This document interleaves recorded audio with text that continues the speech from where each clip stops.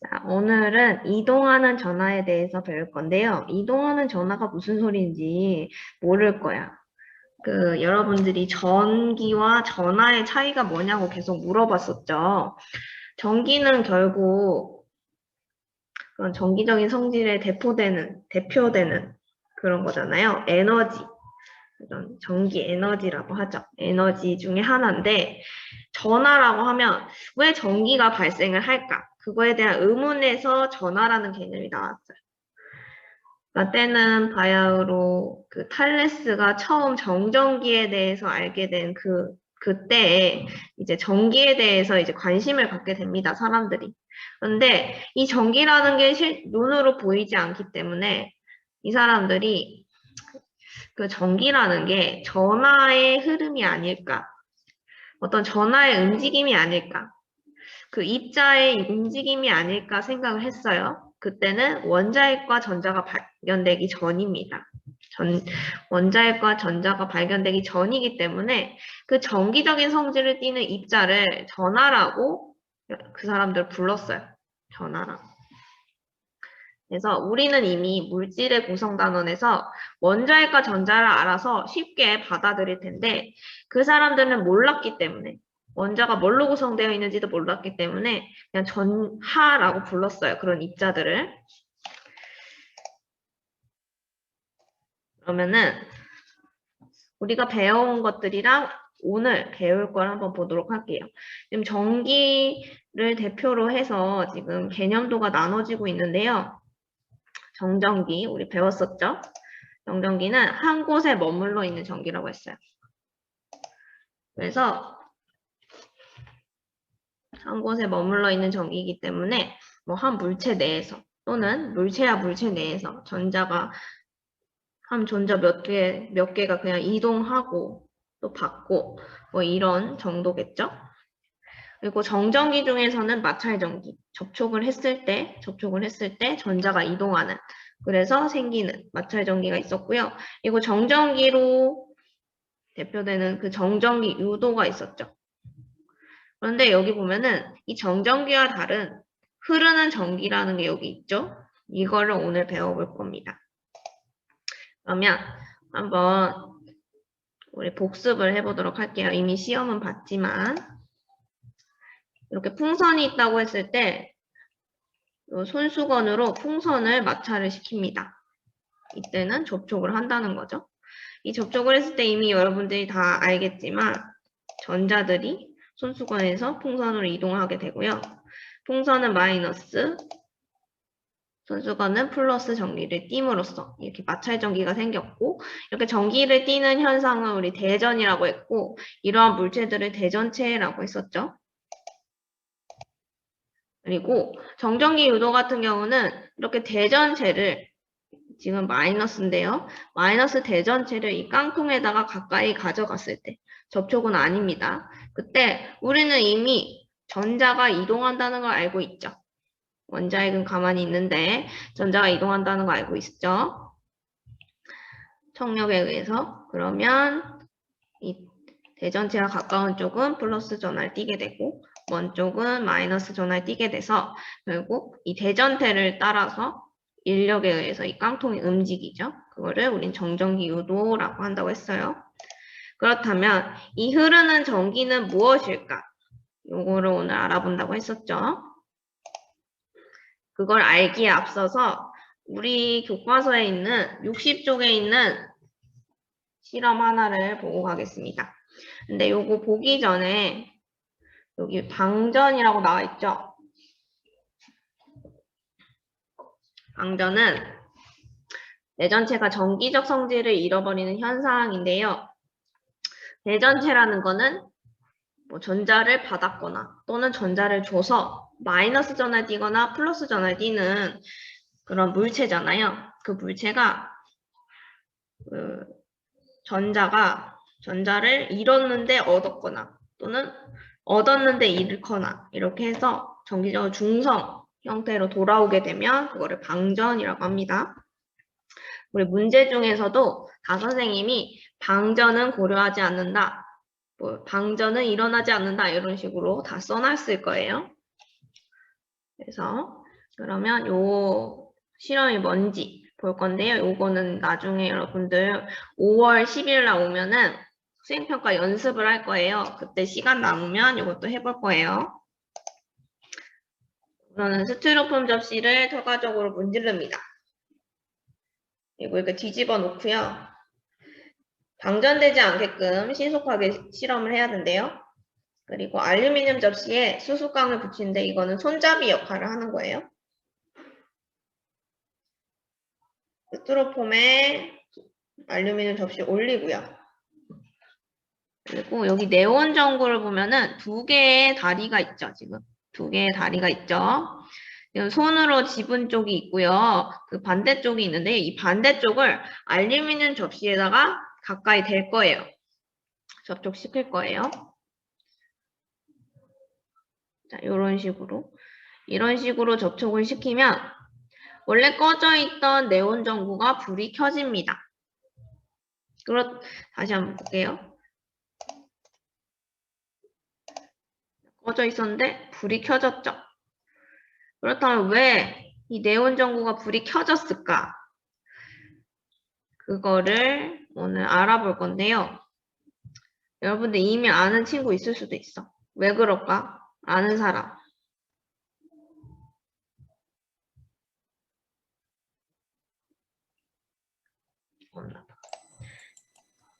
자, 여기 스티로폼 접시 같은 경우는 털가죽이랑 문질렀을 때 당연히 털가죽의 전자들이 스티로폼으로 옮겨가죠. 그래서 마이너스 대전체가 될 테고요.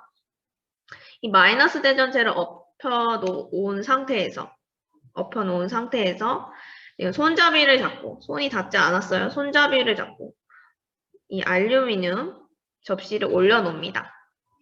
그러면 이 알루미늄 접시에 들어있는 전자들은 이 마이너스 대전체가 싫을 거예요.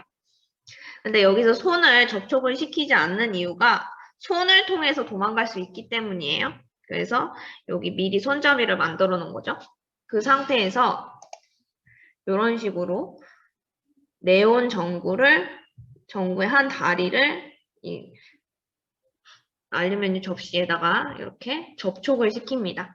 그러면 전자가 이런 식으로 얘는 마이너스 대전체가 싫으니까 네온 전구를 따라서 결국 손으로 이동을 하게 되고요.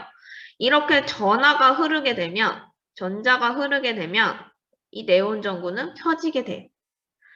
그래서 요거 전하가 흐르기 때문이다 이렇게 표현합니다.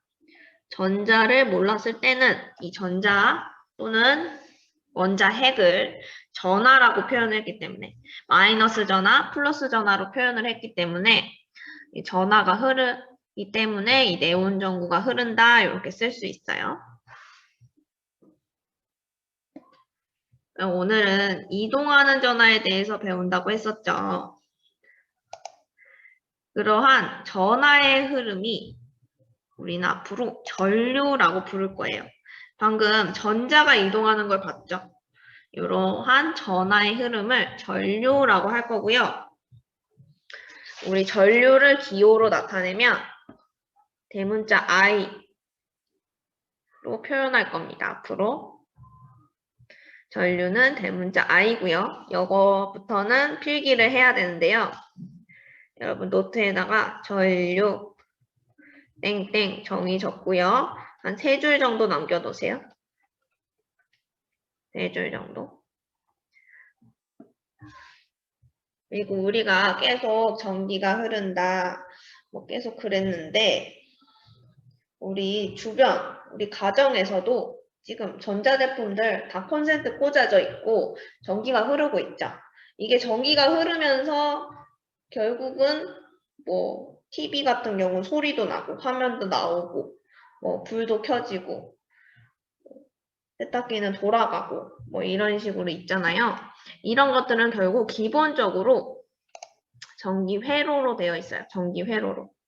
그래서 우리가 이런 전자기구들을 기본적으로 이해하려면 이 전기 회로를 알아야 됩니다. 전기 회로 같은 경우는 이미 여러분들이 초등학교 때 여러 번 해봤을 수도 있는데 전지, 건전지죠. 전지와 도선, 구리도선이겠지. 그리고 스위치, 뭐 이런 것들로 연결되어 있는데요. 요것도 여기 세 줄 밑에다가 적어주세요. 별표하고 전기회로에 대해서. 그래서 우리 수행평가 때 전기회로 직접 연결하는 거 해볼 거예요. 전기회로 연결한 다음에 전류계랑 전압계 읽는 법을 여러분들이 할 줄 알아야 됩니다. 다 했어? 다 한 거야?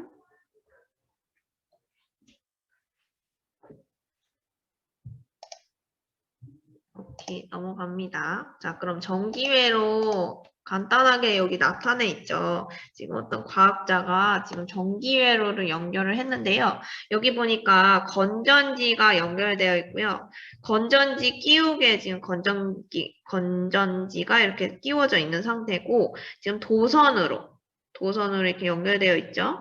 그리고 스위치가 있고요. 여기 손이 닿아 있는 부분이 스위치고요. 그리고 또 도선으로 연결되어 있고 전구가 또 연결되어 있죠. 지금 보니까 이 사람이 스위치를 누름으로써 이 도선이 연결되게끔 해줬어요. 연결되다 보니까 이렇게 전구가 불이 들어왔습니다. 그리고 이 사람이 손을 놓으면 스위치가 열리고요. 열린 상태에서는 전구의 불이 꺼지겠죠. 그럼 왜 그럴까? 동영상을 보도록 할게요. 스위치를 닫으면 도선을 따라 전하를 띤 전자들이 이동하기 때문에 전구의 불이 켜지게 됩니다. 이와 같은 전하의 흐름을 전류라고 합니다. 그렇다면 스위치를 열었을 때와 닫았을 때 도선 안에 있는 전자는 어떻게 이동하는지 알아봅시다. 전기 회로의 스위치가 열려 있으면 도선 내부의 전자들은 여러 방향으로 불규칙하게 움직입니다. 그래서 도선에는 전류가 흐르지 않게 되어 불이 켜지지 않습니다. 반대로 전기 회로의 스위치를 닫으면 전자들이 일정한 방향으로 움직이면서 전류가 흐르게 되어 전구에 불이 켜집니다.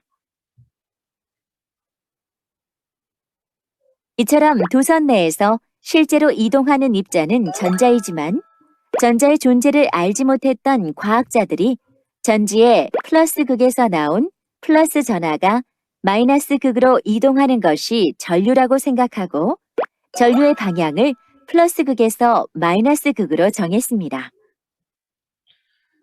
시간이 흘러 과학이 발전하면서 마이너스 전하를 띤 전자가 발견되었고 전류가 흐를 때 실제로는 도선 안에 있는 전자가 마이너스 극에서 플러스 극 방향으로 이동할 수 있다는 사실이 밝혀졌습니다.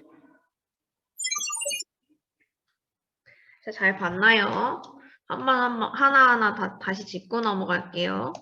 자, 우선은 이렇게 스위치가 연결됐을 때 이 도선이 스위치가 연결되지 않을 때보다 이게 연결되는 거죠. 도선이 끊겨 있다가 연결된 거죠. 그러다 보니까 원래 여기 도선 안에 있었던 전자들은 원자핵에 포함되어 있지 않고요. 얘네 같은 경우는 자유전자라고 해서 이렇게 막 움직이고 있어요. 막 불규칙적으로 막 움직이고 있는데 이렇게 스위치를 딱 누르면 이 전지의 힘이 발휘가 되는 거죠. 끊겨 있다가 전지의 힘이 발휘가 되면 얘네들은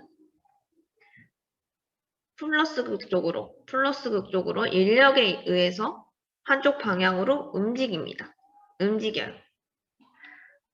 그런데 우리 뒤에서도 나오죠. 뒤에서도. 과학자들은 이 전자의 존재를 알지 못했어요. 그런데 과학자들이 알지 못하는 상황에서 전기를 사용하고 있었죠. 그래서 이 전기가 왜 생길까에 대한 답을 이 사람들은 전하가 있는데 그 중에서 양전하를 띠는 애가 이동을 하면서 전기가 생기는 거다라고 생각을 했어요.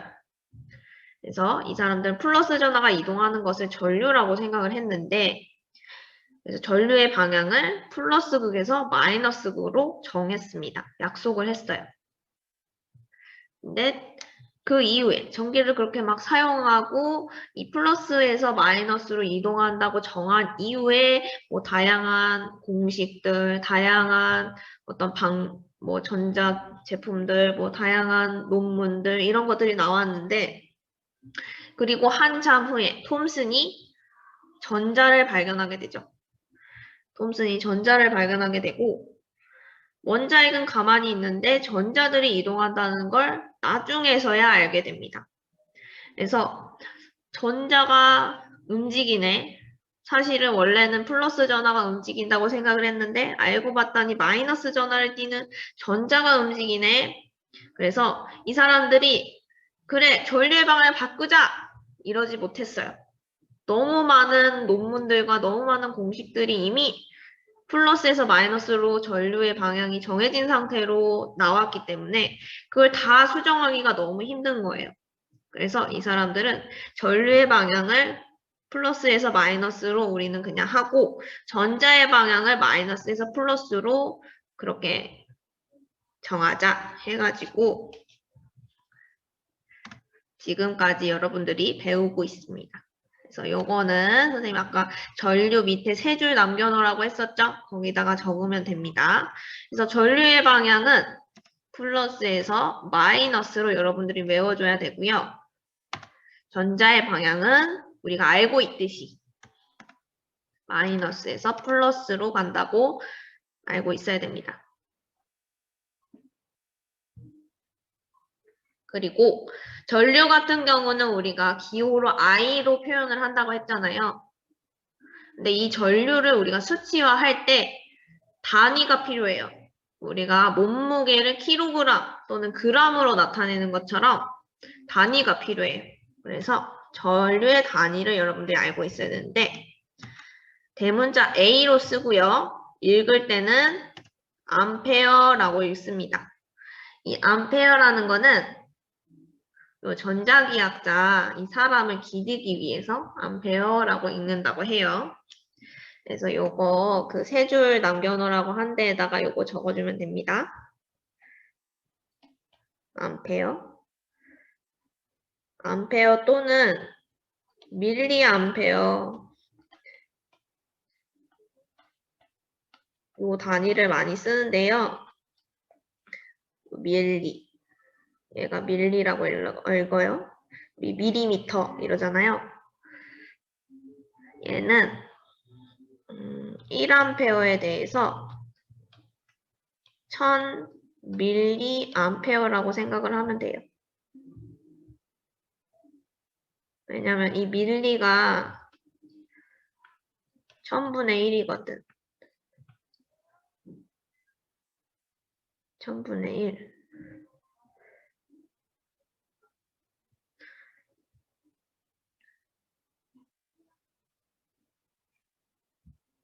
그래서 뭐 이거는 여담이지만 1m가 있다. 이건 길이죠, 길이. 1m. 1m에 대해서 요거를 밀리미터로 바꾸면 요거는 1000mm예요. 요게 밀리가 1000분의 1이니까. 그리고 센치로 바꾸면 100cm죠. 100이 얘는 100분의 아니 센치가 얘는 100분의 1이라서 이거는 그냥 여담이고요. 그래서 1A는 1000mA로 읽을 수 있고요. 또는 1mA는 0.001A 이렇게 나타낼 수 있겠죠? 그래서 또는 이렇게 써주면 됩니다.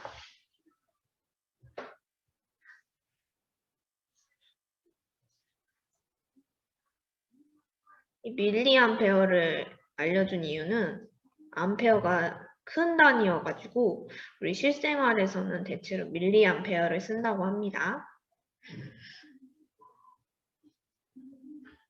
뭐 이거 말고도 다른 단위가 있을 수 있겠지?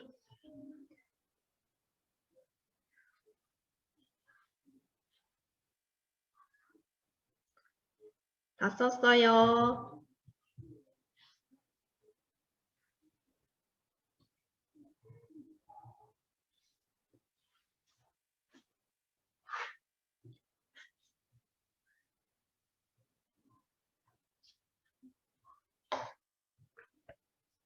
넘어간다. 자, 그리고 우리가 전류에 대해서 지금 배우고 있는데 이게 눈에 보이는 게 아니다 보니 여러분들이 전기회로, 전류 이러면 좀 거부감이 들어요. 그래서 이거를 물의 흐름과 비교를 함으로써 여러분들이 좀 이해를 쉽게 하려고 하는데요. 잘 봐보세요. 이거는 소리가 시끄러우니까 소리를 없앨게.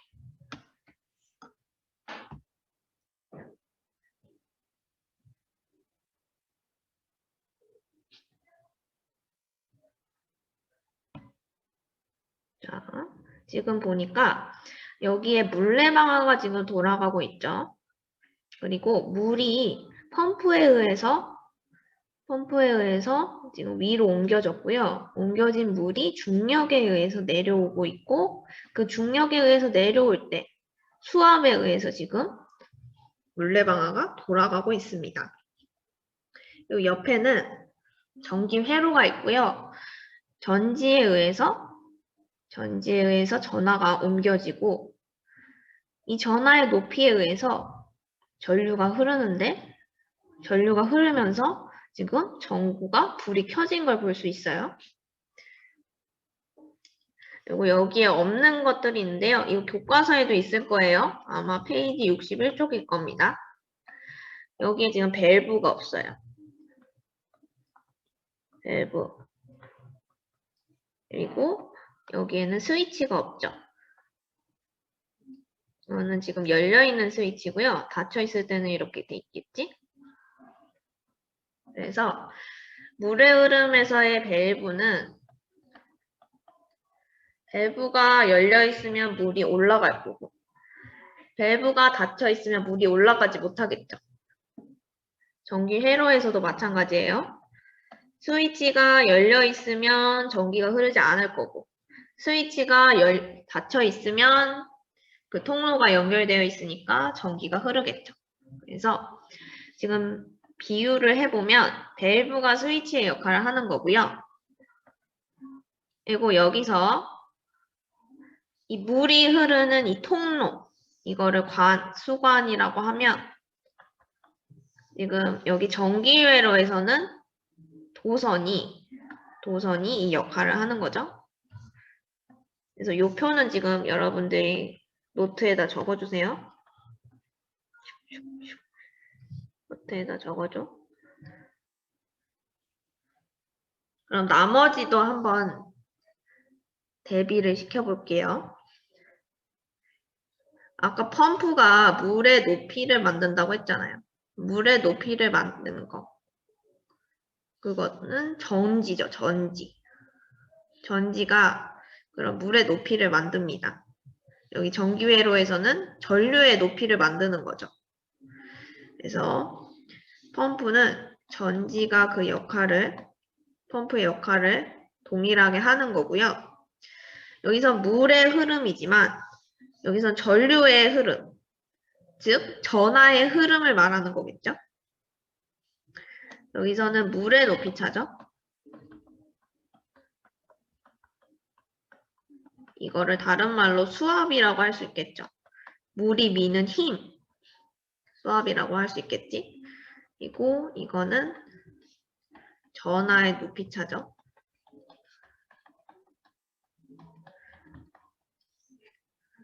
이거는 다른 말로 해서 우리가 또 배워야 할 용어인데요. 전압이라고 할 거예요, 앞으로. 이 전지에 의해서 전압이 생기고요. 전압에 의해서 전류가 흐른다고 생각을 하면 됩니다. 그리고 이게 흐르는 물은 전류겠죠. 그리고 이런 식으로 물이 흐를 때 물레방아가 돌아가죠. 여기서는 물의 위치 에너지가 물레방아의 운동 에너지로 바뀐 거예요. 요거 에너지는 내년에 더 구체적으로 배울 겁니다. 운동 형태로 바뀐 거예요, 지금. 그러면 여기 전기회로에서는 전류의 흐름에 따라서 전구가 불이 들어왔죠. 빈에너지 형태로 지금 바뀐 거죠. 그래서 물레방아는 전구라고 할 수 있죠. 그래서 이렇게 대비해서 쓸 수 있고요. 여러분들이 요거를 한번 생각하면서 이 전기회로에서의 갖가지 것들을 이해를 한번 해보세요. 그리고 여기서 보면은 전구는 다음 시간에 배울 저항과 같은 거라고 생각을 하면 돼요. 왜냐면 지금 전류가 흐르는데 전류가 이 전구가 없으면 더 잘 흐를 거예요. 근데 전구가 딱 가로막았죠. 그래서 전류를 방해하는 저항이라는 건 말 그대로 전류를 방해하는 거라고 생각하면 됩니다. 다음 시간에 더 구체적으로 할 거고요. 이런 거 여러분들이 이거 적는 동안 요거 마무리 보면서 더 설명할게요. 여기 전기회로가 있고요. 여기 물의 흐름이 있습니다. 물레방아 돌아가고 있고요.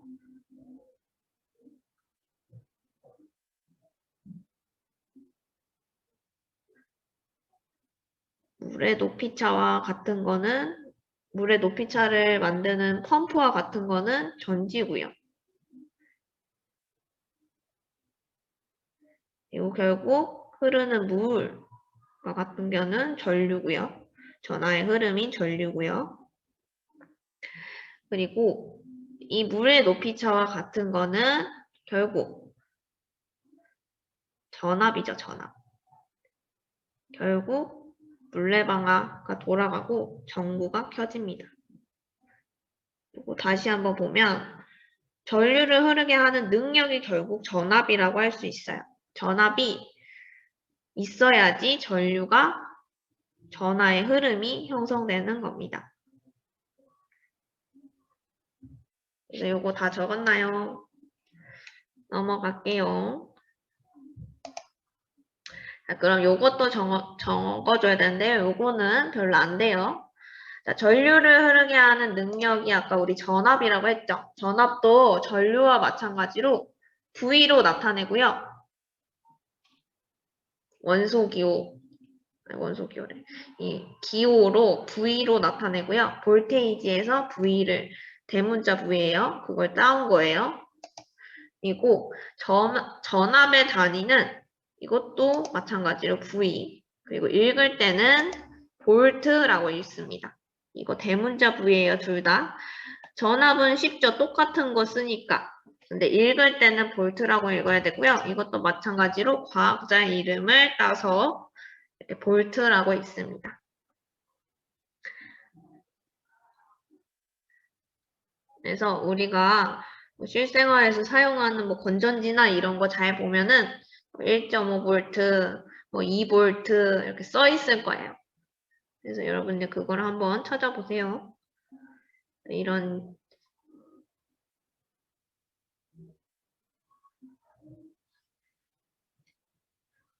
거는 노트 필기.